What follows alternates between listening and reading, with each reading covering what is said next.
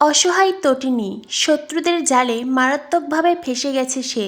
বিপদে পরশুরামকে পাশে চাইছে। অবশেষে মুখোমুখি তটিনী পরশুরাম।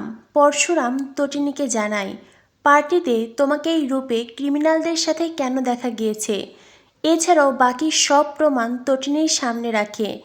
পরশুরাম তটিনীর কাছে তার আসল পরিচয় জানতে চাই এতগুলো ক্রিমিনালদের সাথে সে কি করছে। পুরো ঘটনা শুনে তটিনী বলে, আমি এই সব কিছুর মধ্যে নেই, আর তোমরা যাকে দেখতে পাচ্ছ সেই মেয়েটি আমি নই। তবে প্রমাণ বলছে সেই মেয়েটিই তটিনী।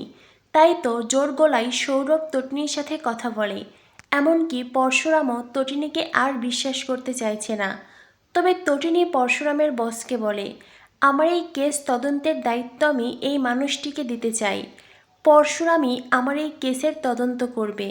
আমি যে ক্রিমিনাল নই, আমি যে নির্দোষ সেটা সে প্রমাণ করবে। পরশুরাম তটিনীকে বলে, আমি এই কেস হ্যান্ডেল করতে পারবো না। আর এইটা শুনে খুব কষ্ট পায় তটিনী।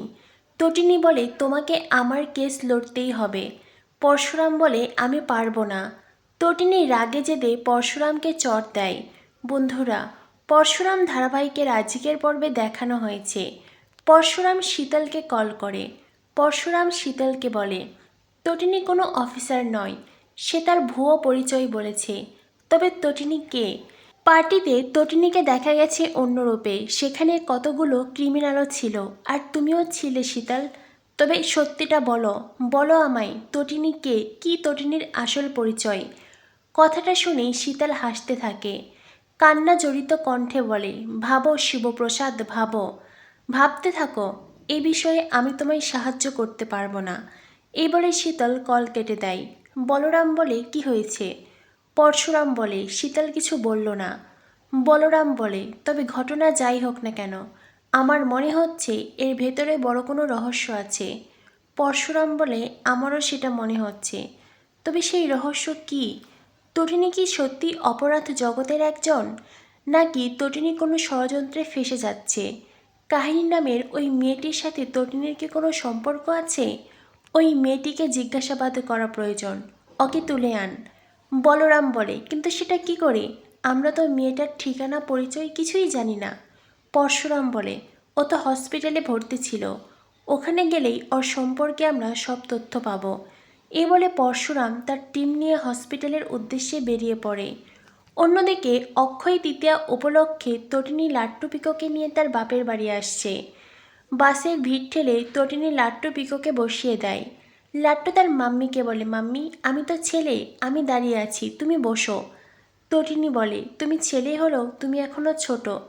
তুমি যখন বড় হবে এইভাবেই মেয়েদের সম্মান করবে, ওদেরকে বসতে দেবে, প্রয়োজনে নিজে দাঁড়াবে। তবে এখন তুমি ছোট, এখন তোমার এই ভিড়ে দাঁড়ানোর প্রয়োজন নেই, তুমি বসো। এই বলে তটিনী লাট্টুকে বসিয়ে দেয়। বাস তার নিজ গতিতে চলছে। তটিনী লক্ষ্য করে পিছনে ভিড়ের মধ্যে এক বখাটে ছেলে একজন ভদ্রবাড়ির মেয়েকে উত্ত্যক্ত করছে। মেয়েটি অস্বস্তিতে পড়েও কোনো প্রতিবাদ করতে পারছে না। ছেলেটি বিভিন্ন জায়গায় হাত দিচ্ছে।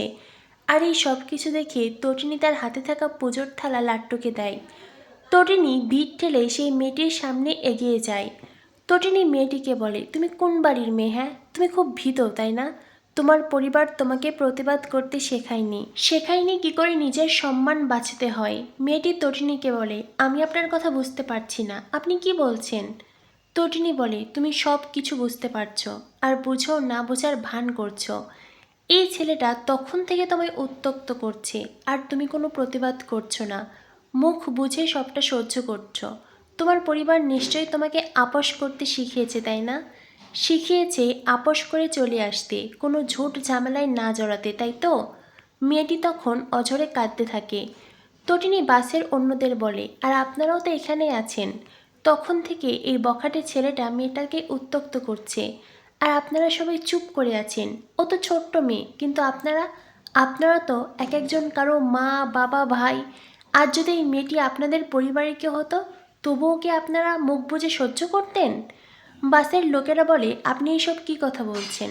বখাটে ছেলে তখন তটিনীকে বলে, এই ম্যাডাম দেখুন, তখন থেকে আপনি অত্যন্ত বেশি কথা বলছেন। আমার নামে এইসব কথা কেন বলছেন? হ্যাঁ, তটিনী বলে, তখন থেকে মেয়েটিকে ব্যাড টাচ করছিস, আবার আমাকেই বড় গলায় কথা শোনাচ্ছিস।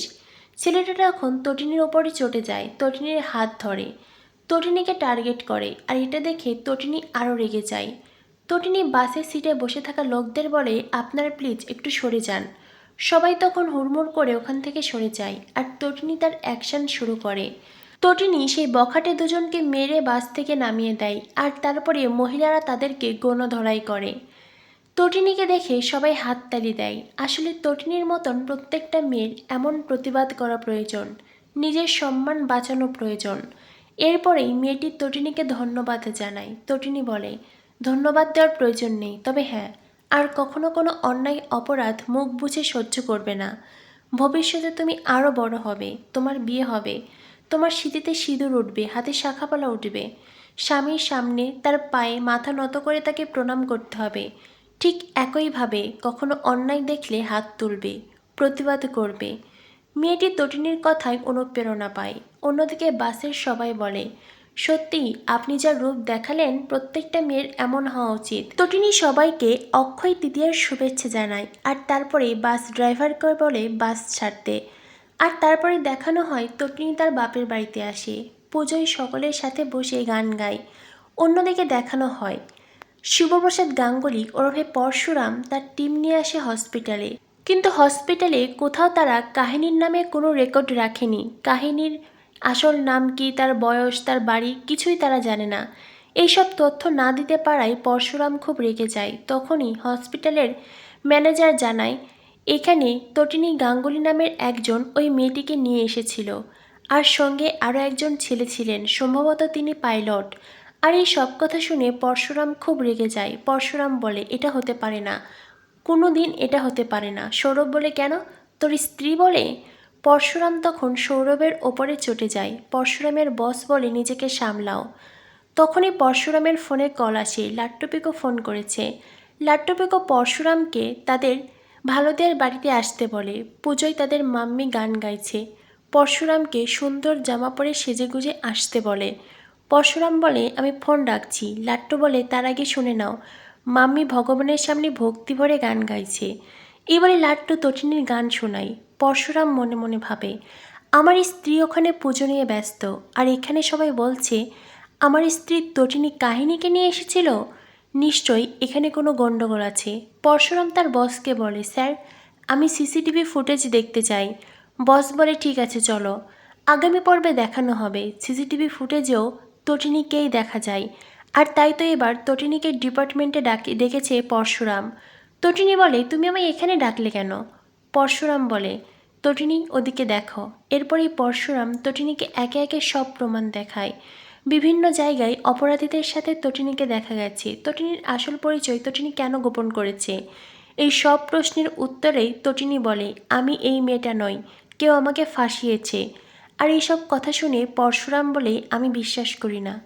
তটিনী তখন পরশুরামের বসকে বলে, আমি এই লোকটিকে ভরসা করি, আমার এই কেসের তদন্তের দায়িত্ব আমি ওকে দিলাম। ওই আসল সত্যি সামনে আনবে, খুঁজে বার করবে আসল রহস্য। পরশুরাম বলে, আমি এই কেসের দায়িত্ব নিতে পারবো না। তটিনী বলে, তোমাকেই নিতে হবে। পরশুরাম বলে, বললাম তো পারবো না।